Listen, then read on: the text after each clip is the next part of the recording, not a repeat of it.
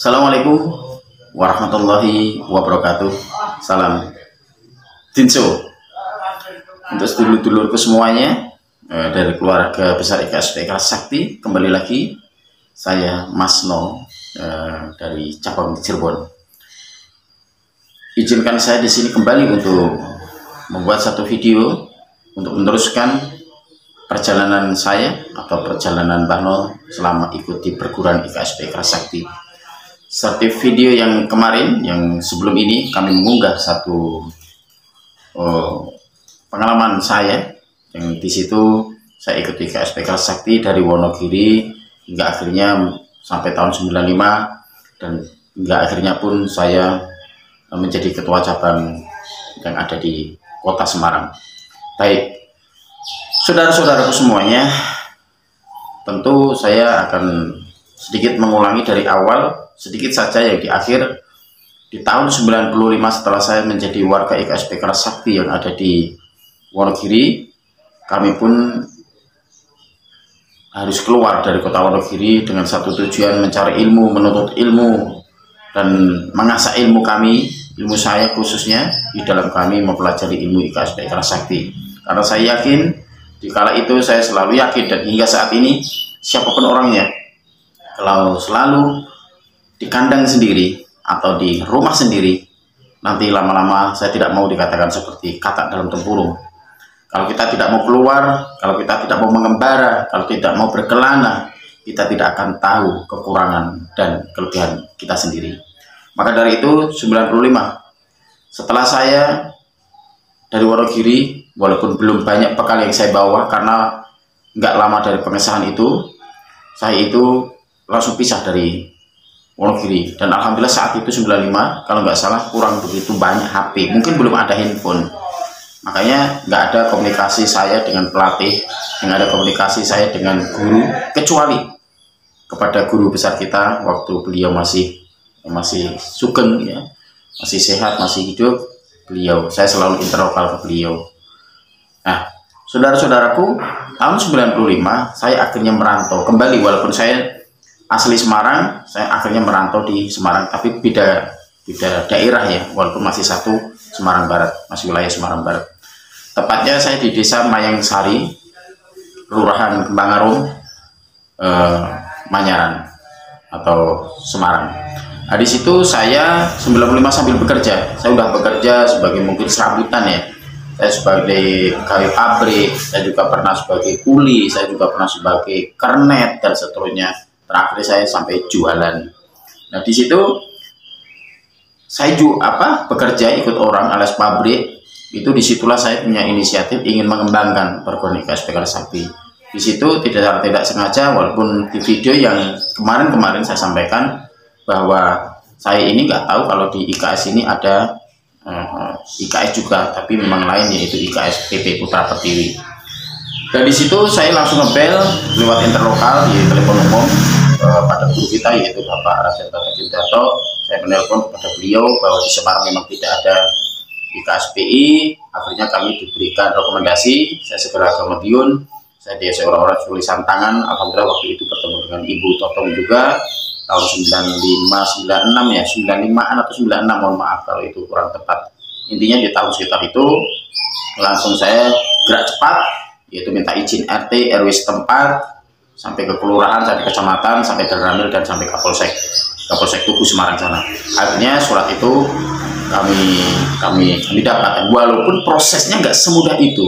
Saya perlu sebulan 2 bulan untuk minta izin dalam arti sebelum ke satu daerah itu saya lapar dulu untuk ke sekolahan SD, SMP, SMA, dan alhamdulillah selama itu saya ditolak dengan alasan di sekolah itu udah banyak ekstra atau kegiatan sekolahan yang mungkin yang sudah mendahului dari permohonan kami. Makanya dari itu kami sudah belum diizinkan saat itu. Akhirnya pertama kali yaitu di desa Manyaran atau di sekolahan SD Manyaran. Itu saya dapat izin di situ. Murid saya 105 waktu itu, jadi nggak ada teman di waktu itu, nggak ada kontak, saya nggak punya saudara, saya nggak punya teman di Semarang.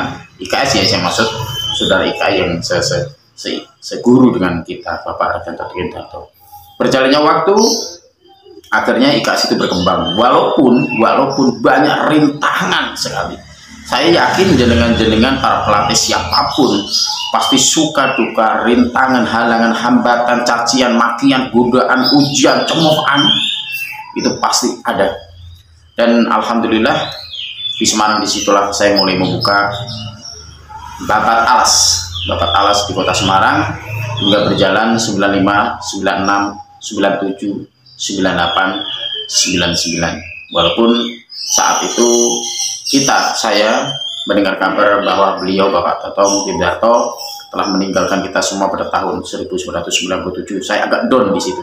Saya sangat down, saya sangat drop, karena selama ini adalah guru yang selalu saya, atau orang tua yang selalu saya ajak komunikasi setiap saya mempunyai masalah, mempunyai problem, baik itu untuk diri sendiri, keluarga, maupun untuk menolong pasien, menolong orang lain. Saya selalu telepon kepada bapak beliau, Bapak Raden Totong Tridarto. Saya selalu minta doanya, Bapak Totong, Bapak, saat ini saya mau mengobatin orang di daerah ini, nanti jam 2 siang atau jam 1 malam. Beliau selalu siap, akan saya bantu saat ini, atau nanti waktu Mas No atau Mas Katno nanti mau berjalan sampai dari rumah menuju ke pasien, saya masih ingat terus, subhanallah. Mudah-mudahan beliau selalu mendapatkan tempat yang layak di sisi Allah di sana dan diterima segala amal kebajikannya. Amin. Saudara-saudaraku, setelah kami melewati dari surat perizinan itu, akhirnya kami mengembangkan begitu banyaknya, walaupun akhirnya saya cuma bisa mengesahkan 5 orang, yaitu 1 pendekar, 4 warga IKS SPI Karasakti. Tapi sangat luar biasa suka dukanya itu. Setiap pelatihan selalu disamperin preman, setiap pelatihan selalu disamperin dukun-dukun, setiap pelatihan pasti disamperin para orang yang tidak suka, orang yang fanatik dan sebagainya. Di saat itu saya umurnya kurang lebih belasan tahun, saya dicaci maki, dihina, anak kecil, anak kampung dari Wonogiri dan seterusnya, sudah macam-macam di sini. Saat itu saya tidak ada pikiran kecuali saya mengembangkan dan ingin mengasah ilmu saya. Dari situlah yang kami niatkan, karena lillah, karena Allah Subhanahu wa taala, IKS berkembang dan berkembang. Akhirnya saya punya banyak teman, saya punya banyak saudara, saya punya banyak keluarga, khususnya yang ada di daerah situ Mayang Sari itu. Saudaraku, memang mengembangkan IKS SPI Karasakti ini tidak cukup dengan modal keberanian, tidak hanya cukup modal dengan menghafalkan materi-materi, tidak hanya modal bahkan pintar ngomong saja. Tapi sebagai pelatih, apalagi di saat itu saya sebagai pembabat alas atau ketua cabang Semarang, saya mengutamakan berlatih untuk menjadi orang yang dewasa. Walaupun saat ini saya masih remaja, saya berusaha menjadi anak atau orang yang lebih dewasa, bisa bergaul sebagaimana saya bergaul dengan orang tua, harus menempatkan pikiran saya, hati saya sebagai orang tua, berkumpul dengan pemuda, dengan orang remaja atau dewasa, saya bisa kumpul di situ dan menjadi orang yang dewasa atau berpikiran remaja. Bahkan saya masuk ke dunia anak-anak, saya harus bisa menjadi anak-anak di situ. Insya Allah itu bisa modal saya untuk merangkul mereka, niatnya dakwah. Akhirnya IKS berkembang, walaupun sekali lagi godaan, rintangan selalu ada itu. Disitulah saya setelah di SD Manyaran, saya turun akhirnya ke membuka sayap ya, atau melebarkan sayap kami untuk latihan, walaupun saya belum punya siswa di situ, maksudnya dalam siswa yang sudah menjadi warga. Itu akhirnya yaitu tadi berjalannya waktu demi waktu, berjalanlah akhirnya minggu ke minggu, bulan ke bulan, akhirnya tahun ke tahun. Di situ saya masih biru. Di saat di biru situlah saya belajar terus ke merah sambil konsultasi dengan Pak Totong yang ada di Madiun. Sekiranya saya juga 2 minggu sekali pulang ke Wonogiri, karena saya belum punya HP, pelatih saya yang di Wonogiri belum punya HP, kami kalau latihan ke Talun Batu Retno sana. Jadi intinya saya buka cabang di Semarang tahun 95-96 lah kurang lebih itu. Saya masih warga dan saya sambil berjalannya waktu, sambil melatih, saya pun juga sambil sinau atau sekolah ke jenjang tingkat merah. Demikian nanti akan saya lanjutkan setelah ini ke bagian yang selanjutnya. Terima kasih. Assalamualaikum warahmatullahi wabarakatuh. Jinso.